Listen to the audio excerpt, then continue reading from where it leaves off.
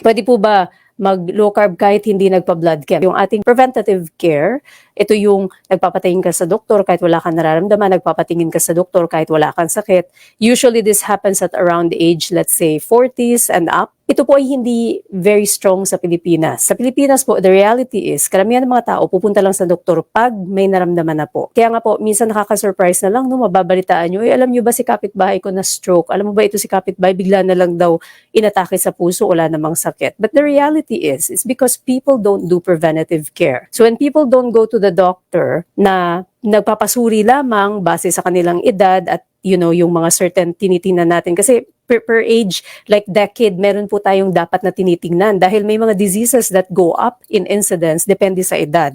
So for example, dito sa Canada, we have these guidelines kung ano yung i-orderin mo pag 40 years old ang patient mo, paano pag 50 na sila, right? Depende pa yan kung babae, lalaki. Kung kayo po ay medyo may edad na, I really highly recommend kasi theoretically speaking, it's really good to have yung initial check po, your baseline. It's really good to have that kasi many of the diseases are silent. So napakarami pong mga silent killers na mga sakit.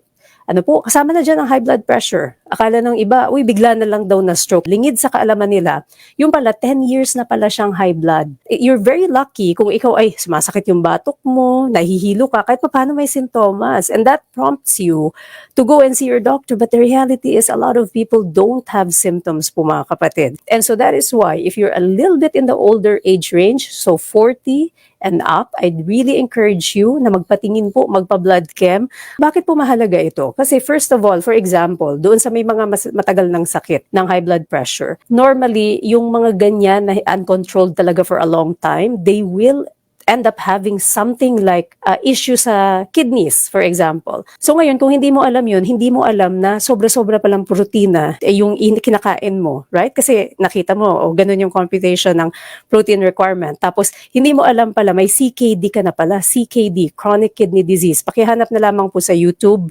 Doon sa mga, for example, bata pa, na gusto lang talaga mag-lose ng weight, wala naman talagang resources, wala namang nararamdaman, maybe you can just attempt to cut down your carb intake. Pero doon sa mga may edad na, lalo na po yung may mga iniinom ng gamot, yung may mga nararamdaman na, I really encourage you to have your blood tested po muna para mayroon tayong baseline. Tingnan natin kung alin ang kailangan ayusin. Is it the liver ba? Kailangan bang ayusin yung kidneys?